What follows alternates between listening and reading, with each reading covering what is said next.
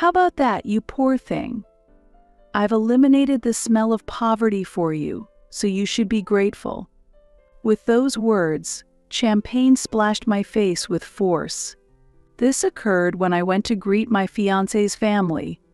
Far from being concerned about me, Jan, my fiancé, started laughing loudly as if to mock me. I quickly realized that my carefully styled hair and the clothes I was wearing had all been for naught.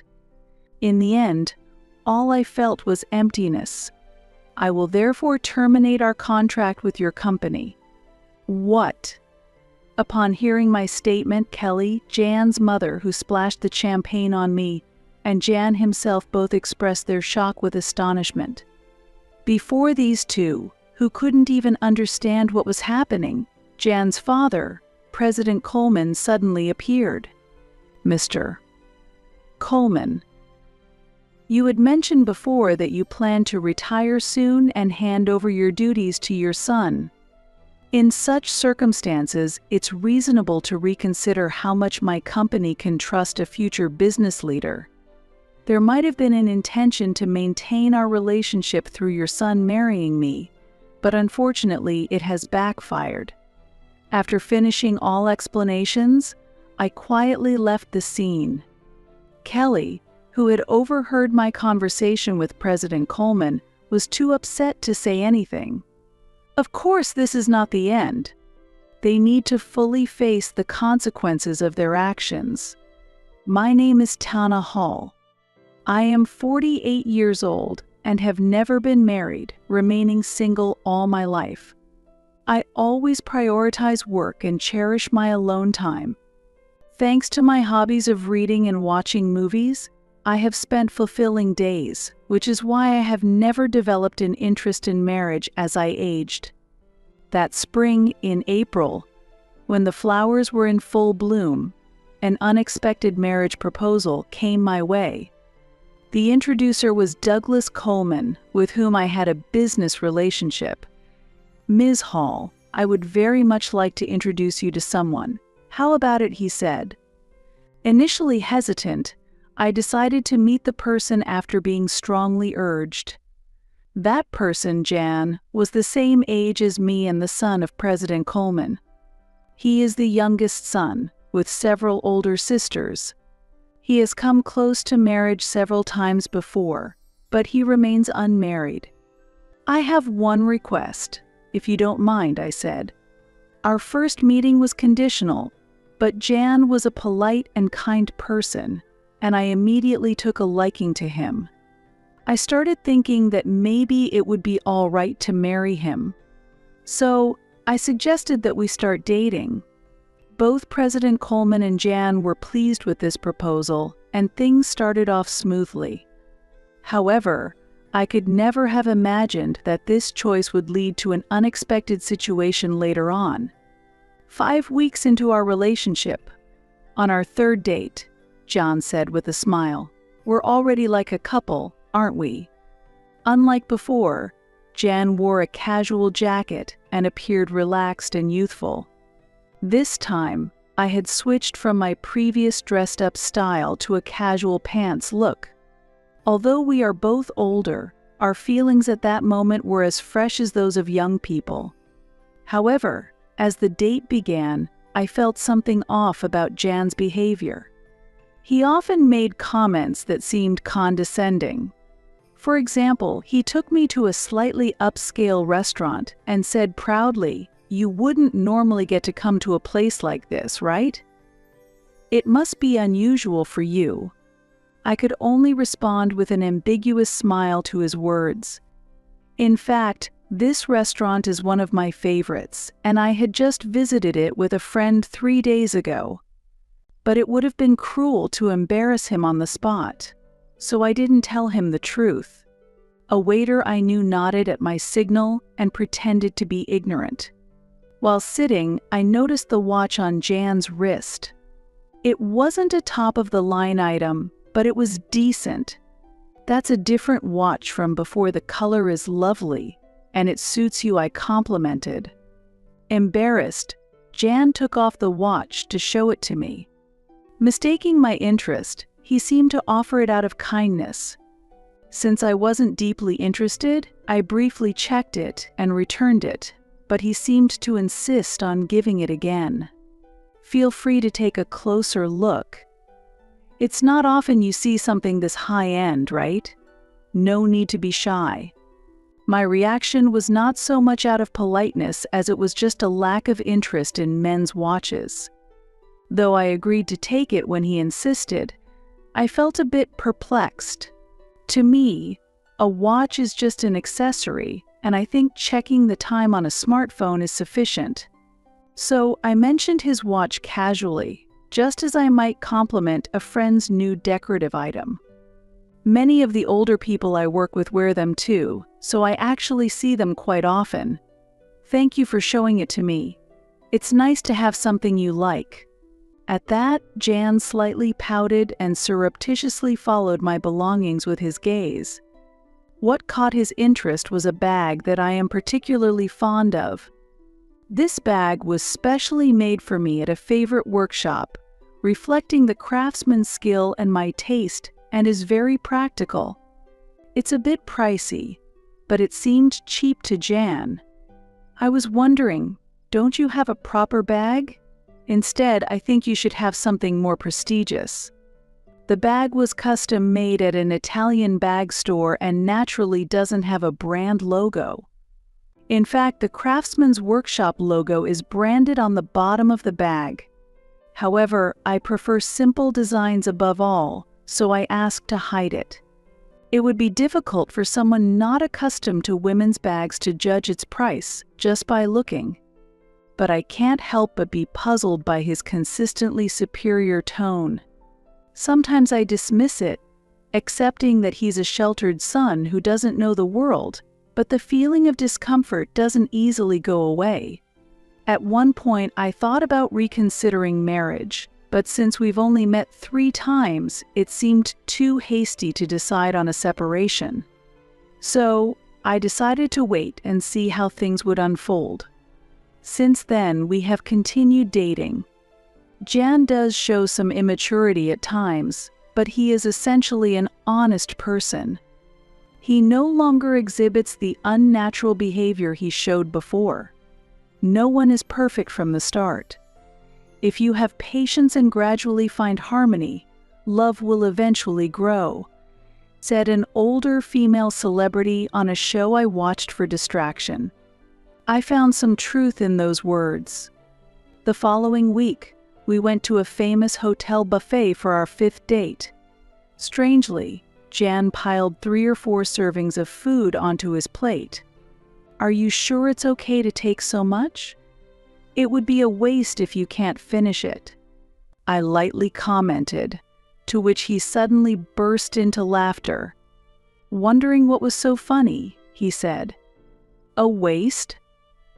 Tana, are you still talking like someone poor? It's okay to take this much, it doesn't matter if I throw it away if I can't eat it all." I made a sour face. It seemed he completely failed to understand that wasting food not only incurs costs but also discomforts other customers. The issue isn't just about money, it's about resources and the environment. Aren't you aware of the concept of food waste? It's also inconsiderate to other customers, and eating disorderly isn't good. My voice carried more sternness than usual. In response, Jan suddenly shrank back. As he poked at his pasta with a fork, he muttered, "I'm sorry, please don't be angry. My mommy said you might be marrying me for money, and I just reacted without thinking." The word mommy lingered in my ears, and I inadvertently repeated it. Referring to one's mother as mommy is uncommon and suggested a peculiarity about his family environment. As the date neared its end, with this discomfort in mind, Jan drove me home, and as I was getting out of the car, he grabbed my hand to stop me. "Ms. Hall, even though I am who I am, would you marry me? Even if not right away, being engaged is fine. As your fiancé can wait as long as it takes." I was taken aback by Jan's sudden forwardness. but soon I began to feel genuine joy from his actions. Although there are many concerning aspects about Jan, his courtship brought pure joy. I considered that the areas he lacks could be improved upon after marriage, nurturing him into a loving husband. 3 months had passed since we met, and I felt it was the right time to move forward. Let's grow together by complementing each other. We both have flaws and differences, so let's talk a lot and resolve them, I said with teary eyes, moved by emotion. However, the moment I agreed to the proposal, Jan once again exhibited problematic behavior. Let's start preparing for married life. First, you should quit your job and take care of the home and learn the housework from my mommy. He began with a smile. My joy vanished, replaced by rising anger. I countered him more strongly than usual. Don't be so presumptuous. If that's your attitude, then marriage is out of the question. Goodbye, I said. Jan was silent, stunned. During that moment, I got out of the car and immediately went back into my house. Though I had decided to distance myself, I reluctantly agreed to meet after receiving a message from Jan over the weekend, insisting on seeing me. The weekend came quickly, and Jan was already waiting at our meeting place when the appointed day arrived. As I approached, Jan stood up quickly and apologized deeply. I'm really sorry about last time. My friends told me to lay down the law, and I took it seriously. They even scolded me for actually thinking it's okay to do that. Jan said, his energy low, which soon began to dissolve my anger. Just a while ago, I felt like clicking my tongue at him, but ultimately I came to terms with it. It's somewhat disappointing, but he is dear to me. Jan is very straightforward, and sometimes it might be hard for him to distinguish between jokes and seriousness. He is easily influenced and somewhat indecisive. But I reminded myself that no one is perfect from the start. Make sure you keep this in mind. We're getting engaged, after all, I said with a wry smile. At those words, Jan looked up suddenly and brightened immediately. After a stormy engagement period, a month had passed. Finally, it was time to formally meet each other's families to announce our marriage. The first visit was to Jan's family home. Although I have had a long association with President Coleman, it was strictly professional, and this was my first time visiting his home, which was nerve-wracking. Jan was as gentle and lovely as usual, but he seemed a bit off since the morning of the visit. I thought he might be nervous, but apparently that wasn't the case. About my mom? He started, and I braced myself, thinking of the potential issues between a daughter-in-law and mother-in-law. However, I believed in his mother, known to be a hard-working woman and the kind-hearted wife of President Coleman. I hoped that if I spoke sincerely she would understand, but I was mistaken. Yikes. The moment I stepped into the room where we were supposed to greet each other, liquid splashed onto my face. My eyes hurt intensely. Further, a strong irritation hit my nose, causing me to cough violently. I immediately panicked. How about that, you poor thing? I got rid of the poor smell for you, so be thankful, I heard a mocking voice say. I was surprised by the bitter taste, smell, and heat. I realized the liquid that entered my mouth was champagne, but I was confused about why I received such treatment. Kelly, what are you doing? President Coleman exclaimed in shock. The situation became clear. Jan's mother and my future mother-in-law, Kelly, had thrown champagne in my face. It seemed the earlier mocking voice was also Kelly's. I remembered how Jan had previously looked down on me as poor. I realized that this attitude might have come from Kelly. Ahaha. What's the matter, Tana? You're all wet. Funny, isn't it? Go mommy, typical of you. Jan laughed loudly. At that moment, I realized that everything up to this point had been in vain. Only emptiness piled up in my heart. I will therefore terminate our contract with your company. What? At my statement, Jan and Kelly both exclaimed in surprise. They hurriedly looked at each other and seemed to be discussing something in whispers. Whether it was about our business dealings or something else, I was not involved as an outsider. I merely speculated about their conversation. At that moment, there was one person who remained quietly. That was President Coleman, who, without a word, looked pale and wide-eyed. I turned to him again, thanked him, and began to speak. First of all, President Coleman, I would like to thank you for your cooperation so far. It must be due to the condition we agreed upon that such an incident did not occur before. Then, when I turned to speak to Kelly and Jan, Kelly looked at President Coleman with a doubtful expression and then stared at me sternly. Meanwhile, Jan watched Kelly's reaction while looking at me. I continued quietly. This may be an unexpected statement for them, but I hope they listen carefully. One condition of accepting the matchmaking was that I would not reveal I am the president of a company until the marriage was decided. I thought my title might get in the way. My connection with President Coleman was born out of significant business transactions that I had built over the years while focusing on my business. I picked up my business card. Naturally, it listed my company name and position. Those not involved in management might not know the details of our transactions, but they would at least understand the title. Hello again, Mrs. Kelly. Thank you for all your help so far. This is my position. I have been working with your husband's company for over 10 years. Currently, my company is probably your biggest client. I wonder what percentage of your company's sales we represent. When I handed over my business card, Jan turned pale with surprise.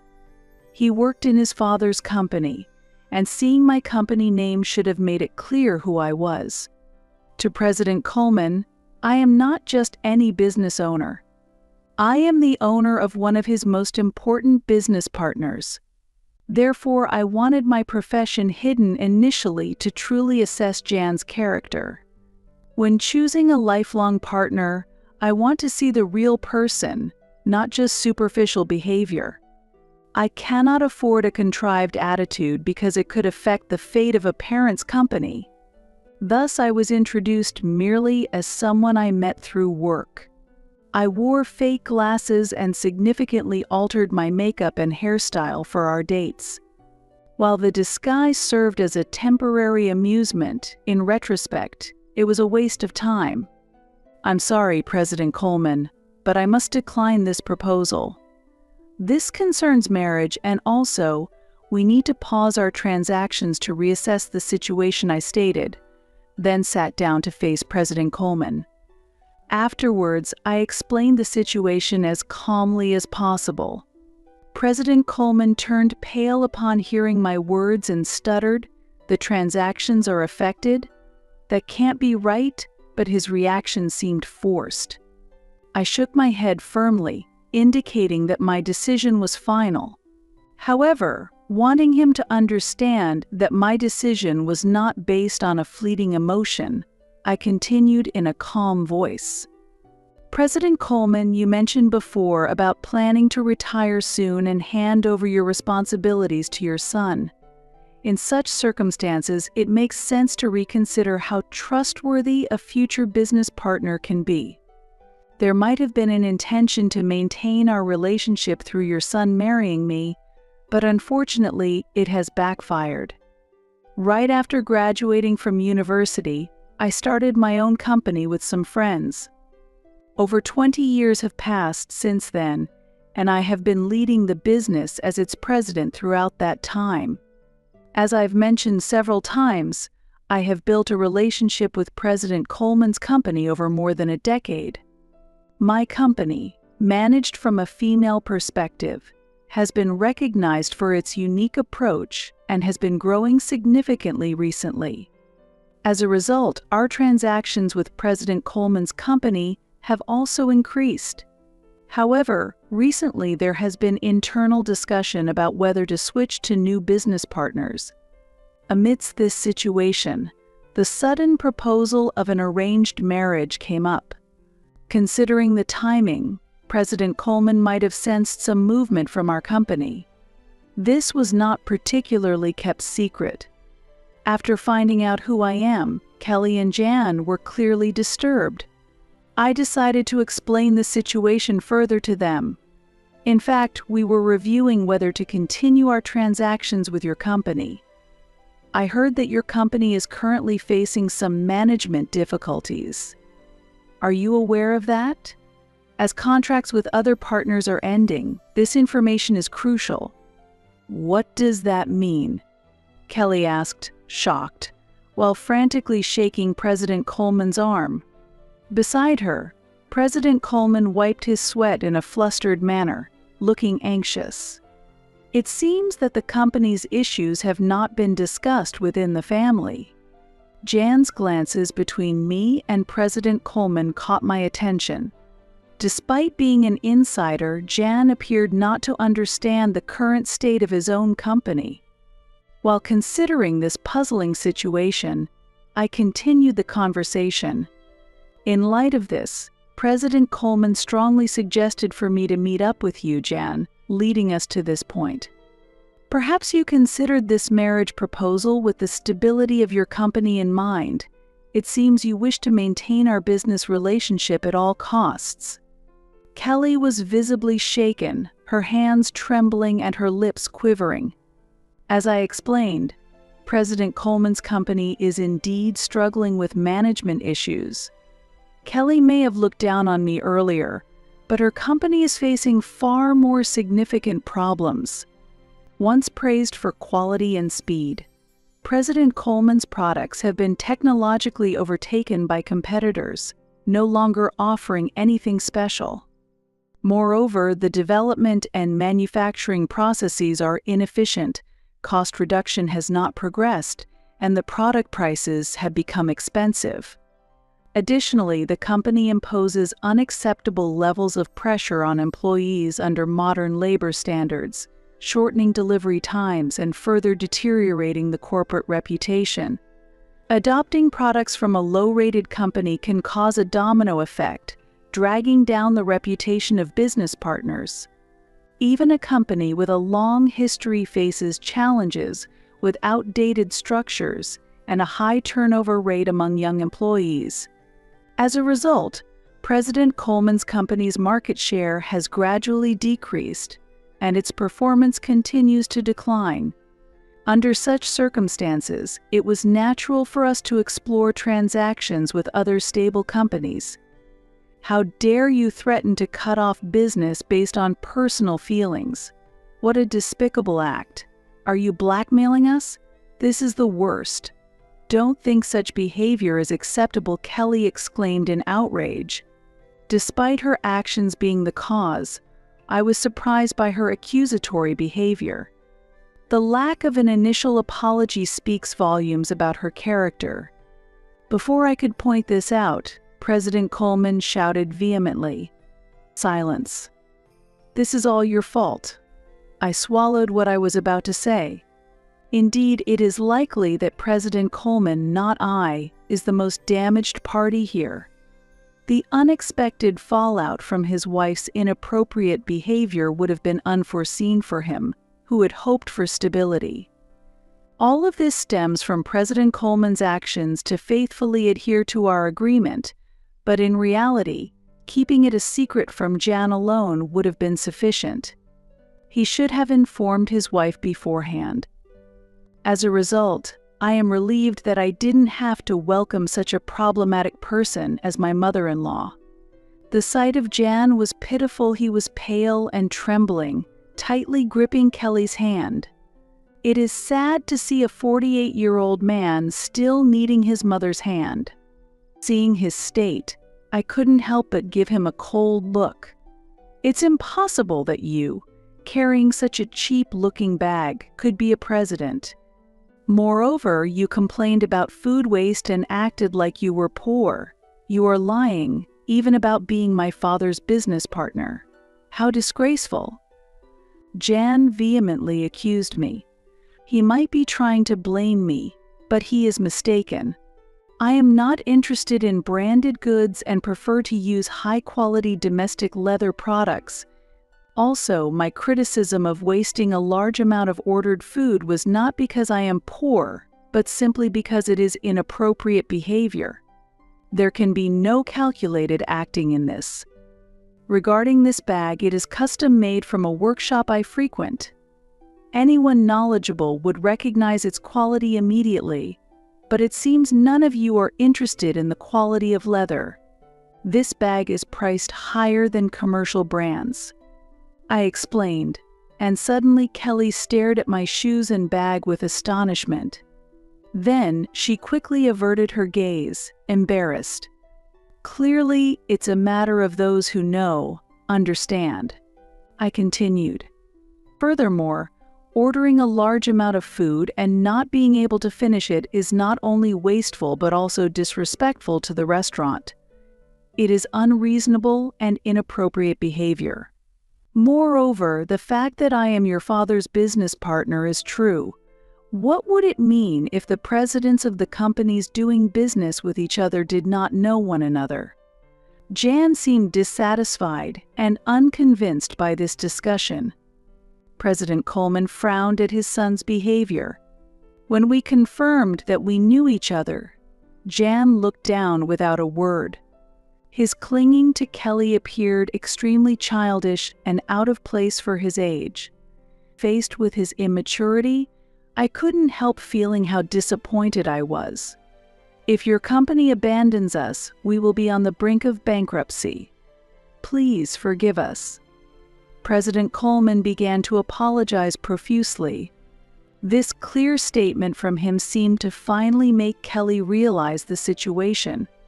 Realizing the gravity of his actions, Jan turned pale and began to tremble. "Mommy," he said with tears in his eyes, clinging to Kelly in his distress. However, Kelly was unable to respond in any way. Witnessing this scene, I breathed a deep sigh of relief from the bottom of my heart. I deeply regretted ever considering sharing my life with such a person. Thinking that because he was honest, I could correct him and make things better, now seems like a naive thought in retrospect. "I'm so sorry. I'm so sorry." President Coleman repeated his apologies over and over without actually proposing how to address the situation or how to make them reflect. This could easily lead to severing ties on an emotional basis. Therefore, I was forced to make specific remarks about the engagement. "Let's address our engagement. I cannot consider marrying someone whose mother behaves so rudely. Moreover, he did not try to stop his mother and even laughed along with her. I hope you understand why the engagement should be called off."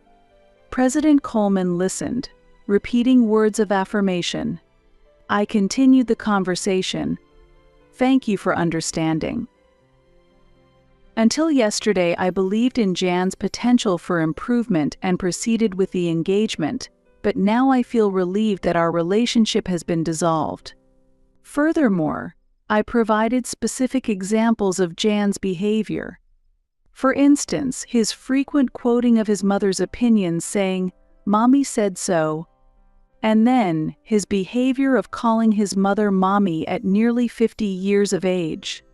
He often uses his mother's opinions as a shield to justify his improper behavior. However, his weakness becomes apparent as soon as I point out these issues. He quickly becomes disheartened. There were countless examples of these behaviors. President Coleman was astonished, his mouth agape. Kelly also showed embarrassment. However, Jan himself seemed not to understand what part of his behavior was problematic. Regarding calling off the engagement, "Is there any fault on my part?" I asked. President Coleman shook his head, almost imperceptibly. His actions seemed pitiful. I paused to calm myself and took a deep breath. I will divorce my wife. Jan will also have to move out with her. The company's operations will be taken over by competent staff, so please do not abandon us. Help us. It appeared that my deep breath had made President Coleman anxious, and he suddenly began to declare his intention to divorce Kelly. What?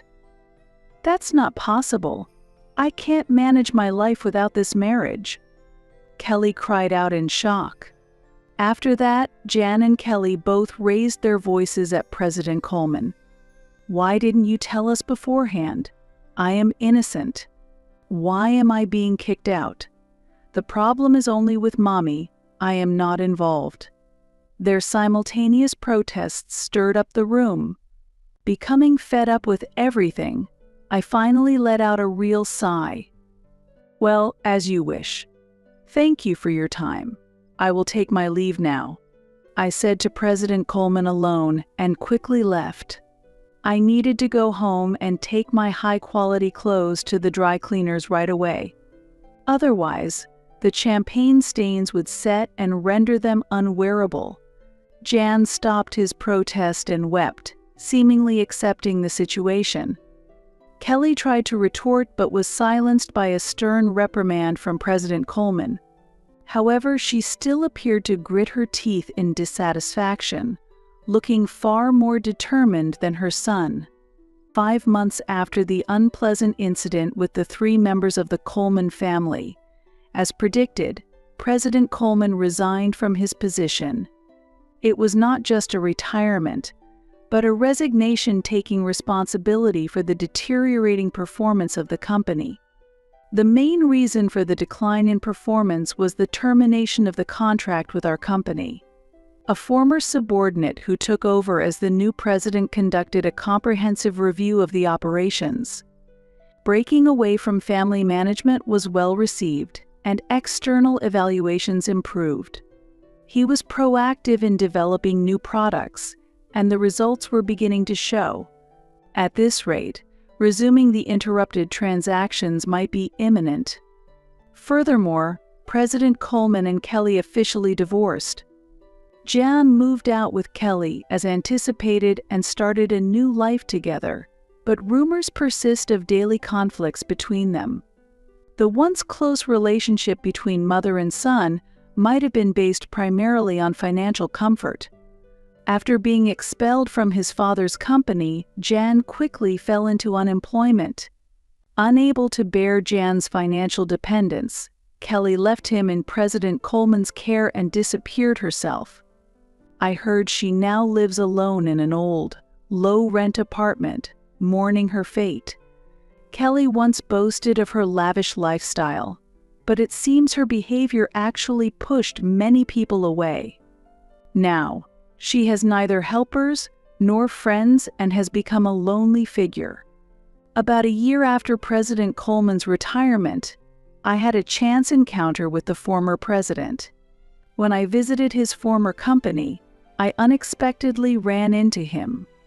I am very sorry for the great inconvenience I caused before former President Coleman said. He had generously transferred half of his property to Kelly. However, the main reasons for her financial troubles were Jan's demands and Kelly's continued extravagant spending. Unfortunately, this is nothing but personal responsibility, and sympathy is hard to come by. Former President Coleman initially planned to keep Jan at a distance. However, he was shocked to learn that his nearly 50-year-old son did not even know how to boil water, and eventually, they ended up living together. He seems to be firmly educating Jan, including making various decisions within the household, as Jan had completely depended on Kelly. I feel that I have not properly looked after my son and wife until now. This is the misfortune I created for myself. Although it's late, I am deeply reflecting. I think I also did some wrong things to Kelly. Fortunately, the company did not go bankrupt, and I am relieved. said the retired President Coleman. Now staying at home, he is seriously engaging with Jan for the first time. Jan, facing unprecedented challenges with household chores and part-time jobs despite his age, seems to frequently cry. I can only hope that he becomes a decent person. However, I myself do not wish to have any more dealings with him ever again. 3 years have passed since then, and my company is doing very well. My performance has improved compared to before, and the stock price has also risen. Regarding my personal situation, I am no longer considering marriage. I had already informed my parents when I got engaged, and I explained everything thoroughly when the engagement was dissolved. When I shared the details, they supported my decision to stay single rather than approving my involvement with such a person. As a result, my parents have become even stronger supporters of my dedication to my work. I work actively every day and have taken up new hobbies to lead a more fulfilling life. Although I previously preferred indoor activities, I decided to take up exercising at the gym. Recently, I can visibly see muscles starting to form. My subordinates look at me with admiration, which is quite a ticklish feeling. I always believe that happiness is something you grab for yourself. I seek happiness that I create on my own, not just the happiness that comes from being with someone else. If I were to fall in love again in life, I would prefer it to be towards the end of my life. At life's end, I feel that one can afford to throw everything away for love. However, that's not a concern for now. Currently, my days are fulfilling, and I am happy. My life has just begun, and I continue to strive towards a bright future.